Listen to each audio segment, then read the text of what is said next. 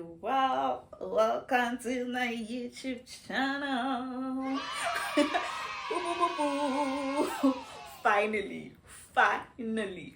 You know, guys, as much as I enjoy creating content, né, for some reason, I find YouTube really intimidating. It is really, really intimidating.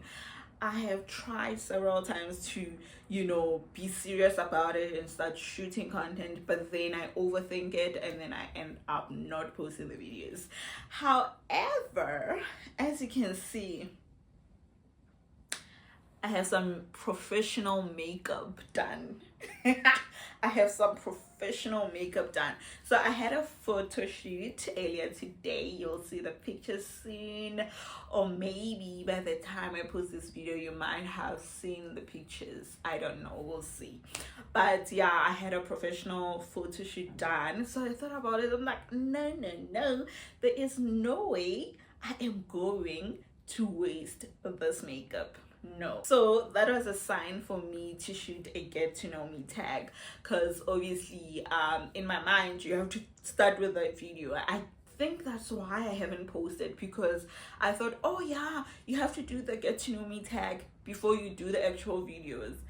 I thought that's how it works, but apparently that's not how it works. Like, you can post videos before you even get to the get to know me tag. Anyway, as Kolapo, so I am finally here, and subscribe to my YouTube channel, share the video, like, comment, and share.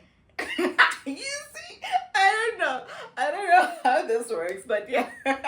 Please subscribe, please like, comment, and share the videos to your friends so that they can get exposed to my YouTube channel, and then we can grow as a family.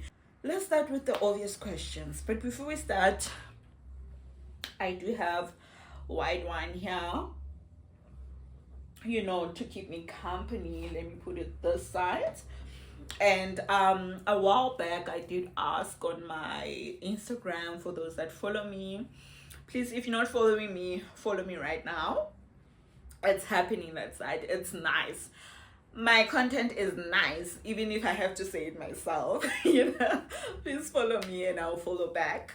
I asked a few of you guys to send me questions, and let me tell you, I was so overwhelmed. I was so overwhelmed by the amount of questions that I got from you guys. I really do appreciate the engagement. Let's start with the obvious questions, shall we? So one of the questions that actually made me laugh was, how do you pronounce your surname? For those that don't know, my name is Palesa. Palesa. Obviously on the socials, I'm Palesa-Entle, and my surname is Xiang. I know. Some people are like, oh, it sounds Chinese. How do you pronounce it? Some people are saying Xiang, oh, I've heard it all, guys. I've heard it all.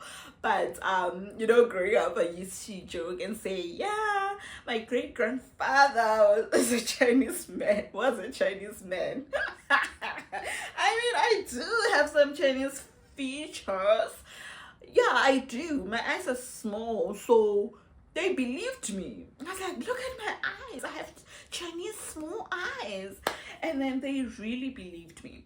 Till today, I still sometimes, as an icebreaker, I'll be like, yeah, I'm Palesa Xiang. And people will be like, Xiang, that sounds Chinese. And I'm like, yeah, my great grandfather was a Chinese man. And I say it with a straight face. And look at them. Uzotini, what are you gonna say? Are you gonna say, oh yeah, you're lying? No, you're not gonna do that, because now I'm saying it with a serious face. Which brings me to the next question, guys. How old are you? Obviously, I am 22 years old. How old do I look? Forget about the makeup and the glasses and the whatever. How old do you think I look? I'll wait for you to answer. I'm obviously 22 years old, but unfortunately I am turning 32 years. I don't know how. I'm the idea, apparently Home Affairs is saying I'm 32, but I am 22. I stopped growing at 22, and I always say I'm too childish for my age because I'm still, yeah, I am childish for my age. And then we're gonna get to the other obvious question so that we can get it over and done with. I got this a lot. I got I got this question a lot, and honestly, I don't understand why you guys are interested in this, but I get it. I get it. The next question is, oh, by the way, if you see me looking this way, it's because the questions are on my laptop. I'm using the phone to shoot, so obviously I had to, put the screenshots here. So the next question says, are you in a relationship? Am I?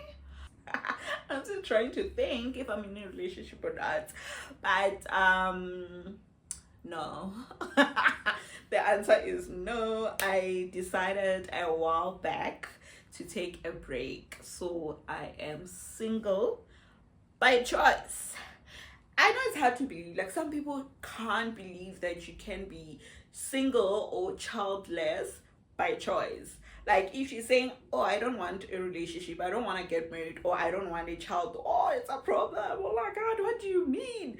It's possible. Like, you can decide that I don't want to mingle with anyone or be in a relationship with anyone. And for me, I decided a while back, it was 2021, 2022, when I decided after my last relationship, like, you know what, girl, just take a break because that relationship almost took me out.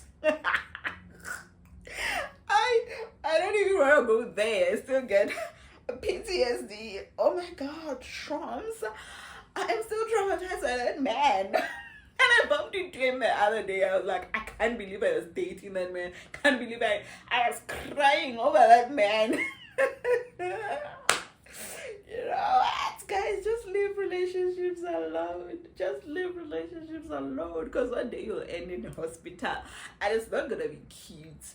But anyway, I see Kolapo. Yes, I'm single by choice. And I'm not... the hardest thing about being single for too long is that it's so hard for you to allow people into your space. Like, right now, it's so hard. As soon as a guy tries to talk to me or they want to get to know me, I'm just like, wait, I'll call you, I'll tell you when I'm ready. But it's really not easy to let anyone in if you have been single for too long. And no, I'm not lonely. I am not missing like being in a relationship at this present moment. I'm just existing. The next question. Okay, how are you always so bubbly and positive? I don't know, guys. It's just my personality. I think I'm one person who, even if like negative things happen in my life, I just made a choice a long time ago that I'm not going to dwell too much into the negative. Like, I do understand that, negative things happen, and you need to deal with those things. Even if something negative happens in my life, I'll deal with it at that moment. Maybe take 2 weeks off, deal with that thing, or a month or whatever, and then move along. Like, just move and focus on the positive side of things. So, for example, of recent, I lost my dad. My dad passed away. It's not even a month. Yeah, it's not even a month. So he passed away on the 25th of July. And it was, that one almost broke me. Almost finished me. I was an emotional wreck. I was trying to just be strong for my family, for my mom, because we like, in my family, they always thought I was a strong one. But at that moment, they noticed. They knew that I was going through it. And I think the thing is, it's because I was so close to my dad. Like, I was daddy's gal. Through and through, I'll always be daddy's gal, like, wherever he is. So for me, it was really like an emotional thing. Like, everyone in my extended family, my friends, everyone was just checking up just to make sure I'm okay, because they know. So it still hurts, obviously, because it's still a fresh thing that happened, and I'm dealing with it as it comes, like the emotions. You can't control how you grieve, how you mourn someone. Like some days I'm just like, I shut down. There was a time when I was supposed to be working. um I looked at my laptop, guys, like the whole day I was just looking at my laptop, blank, not existing. In that moment I was just like, I don't even know what I'm doing here. So you know what I did? Just texted my boss. I'm like, I can't do this. I can't do this. So I texted my boss on the side. I'm like, I just need a break. Can I just take a nap?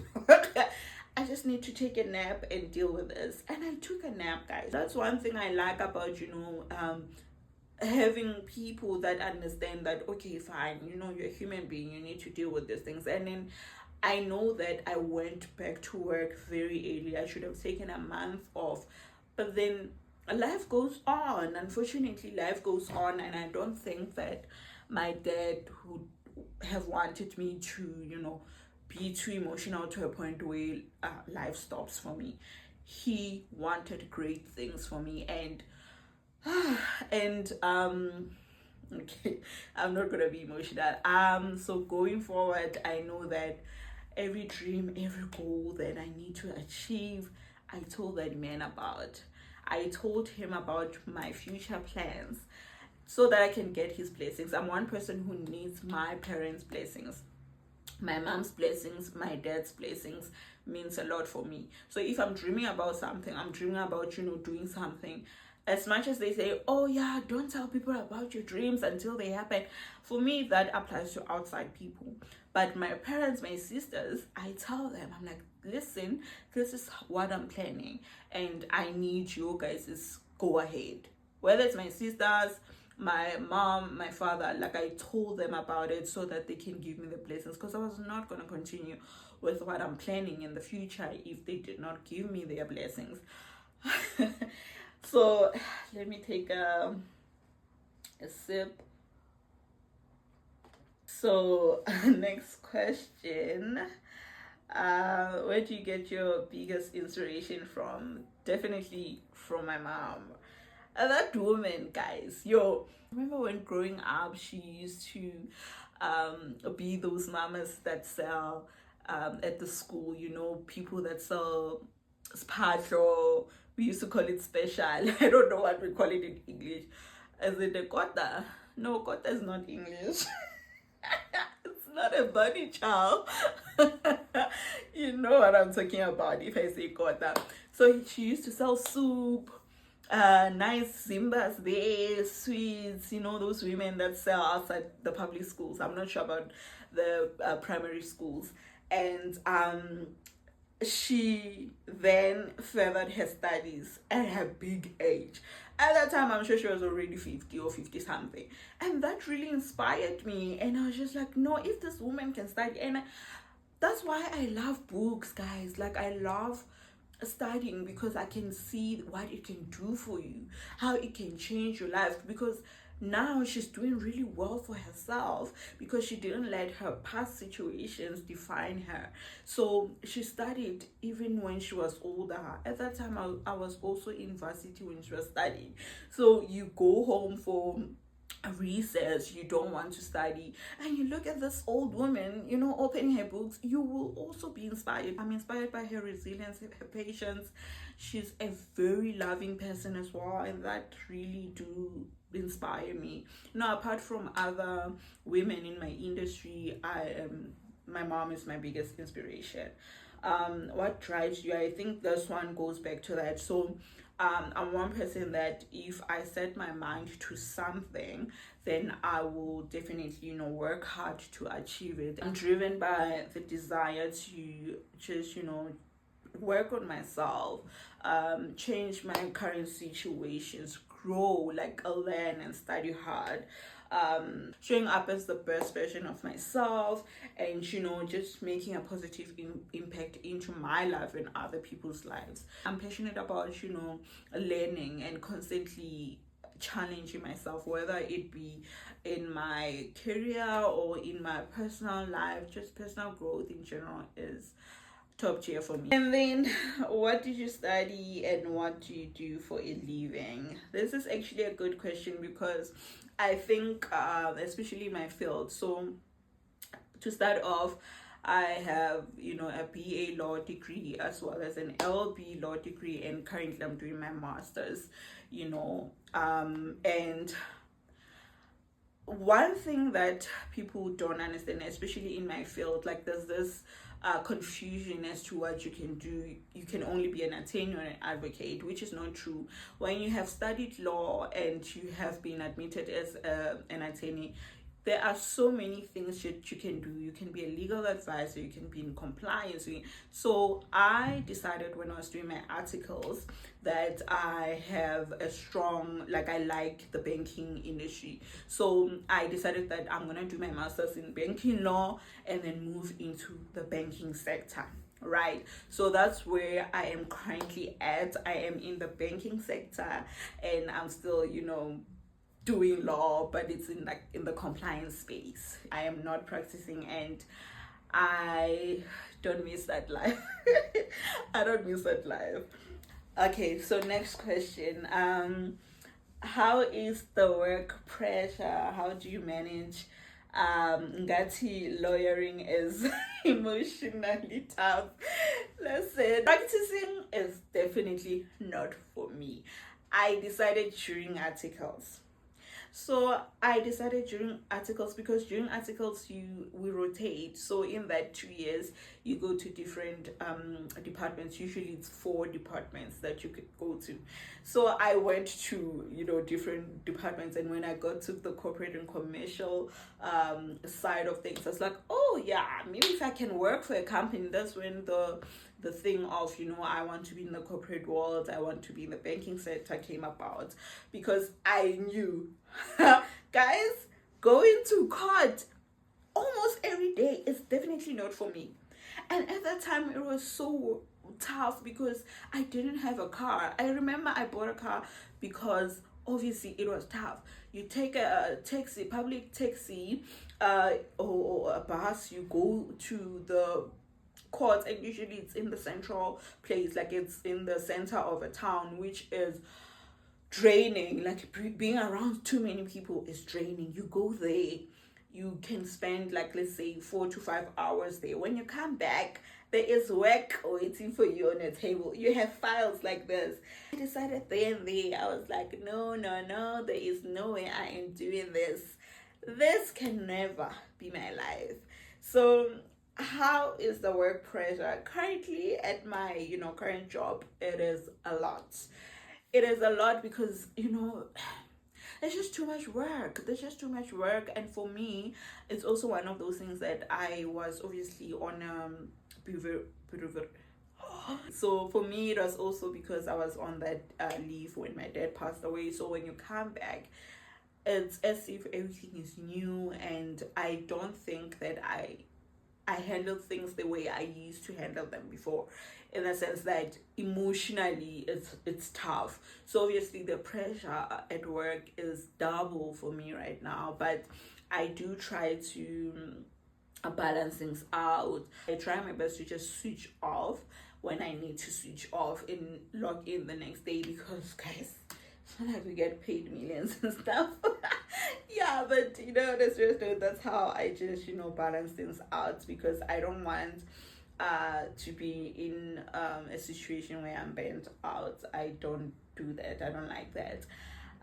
The next question is, what are your plans with the YouTube channel? This is a good question, because like I said, for me, YouTube is really intimidating. It's really intimidating. And the other problem that I had with starting this channel was not knowing what I am going to be focusing on, because again, like, I thought you need to have a niche before you start. So I was doing more research. I was like, as much as I love skincare, I don't want my content to just be centered around me doing my skin all the time.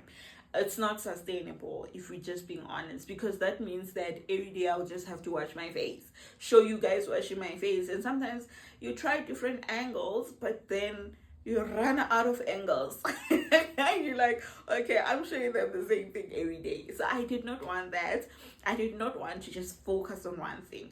But I think the main, like, maybe the main three things that I'm going to focus on is obviously in the lifestyle side of it. I'm just gonna show you guys my skincare, beauty care. If maybe I'm putting makeup on that day, I'll do it, which is I don't do it a lot, but I'm gonna try. And then maybe when I'm traveling, so I'll do travel vlogs. I'll just, you know, show you how I paid for certain things, how much the activities, the transport, you know, flights and everything, how much they cost. So that will be the traveling side of it. So another thing that I think I will focus on, I'm definitely not gonna focus on my work life, because I just want to keep that part of my life private. Definitely not relationships, because I don't have I don't have any partner. But yeah, it's mainly gonna be skincare, lifestyle, and a little bit of everything. A little bit of everything. So honestly, at this present moment, that is the plan. I don't have any any other things. Again, how do you prepare for an international trip? This will be some of the things that I cover on my YouTube channel, because let's say I take a trip, I'll just, you know, show you guys how much I paid for things. So to answer this question, in my last trip, the last trip that I went to was South Korea. So with South Korea, I had already spoken to my friends like few months before, or a year before. Like, we have been planning to go since we got into K-pop and K-dramas, like, in, you know, during COVID. That's when most of us got into it. So from 2021, I remember I've been talking to Mika, and I was like, Mika, don't leave me behind. I don't care when you're going, but when you go, don't leave me behind, because I want to go with you. Because one thing about Mika is that one friend you call up if you want to have fun. You know, that one friend that you call when you know that, yeah, I want to have fun. That is Mika. Anyway, going back to the international trip thingy, I had already started saving money for a trip. Didn't matter what trip it was. So I did start saving money. And at that time, I told myself that, you know, when I turn 30, so each year when it's my birthday, I'm gonna go on an international trip. So it started at 30, 31, 32, because I did go to Zanzibar, South Korea, and where did I go? I'm lying. It started at 31. When I turned 31, I didn't have money at 30. But yeah, I had already saved money. So when she told me that, you know, bitch, girl, I'm sorry, girl, we have to go. We have to go in a few months. Get your things ready. I was ready. So obviously, you know, we started planning for accommodations, activities, so we know how much you pay. And at that time, we wanted to go to a festival, a water bomb festival. So I sent her money, she paid for the tickets, you know, I bought my flight tickets, sent them money for the accommodation. I'm just that friend that shows up, because I suck at planning. Let's just be honest. I'll send you money, you plan everything, you bring me the itinerary, I'll be there and I'll entertain you. I'm just the entertainment friend. How are you handling adult friendships? I can't do friendships that require a lot. If you're gonna be mad at me for not calling you, but you also not calling me, I make it make sense, guys. Badala, we are old, we have things to do, so we can't always be calling each other, we can't always be visiting each other. And I totally get it.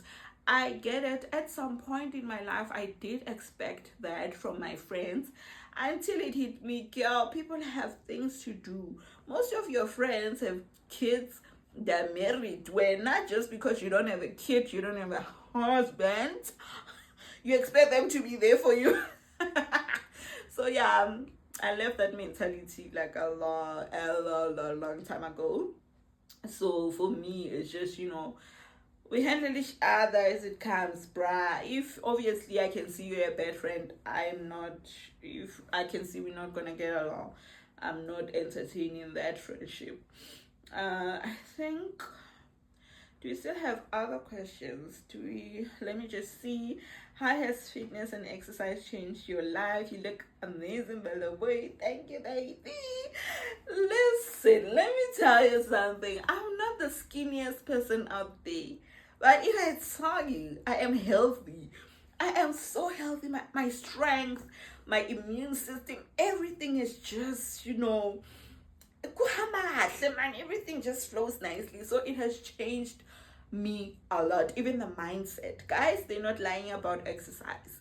They are not lying about exercise. That thing will keep your mentality. Is it mentality? Whatever, it will. You have a good mental health. I'm not saying that people that exercise don't have mental health issues, but it is good for your mental health. So especially, I've noticed something.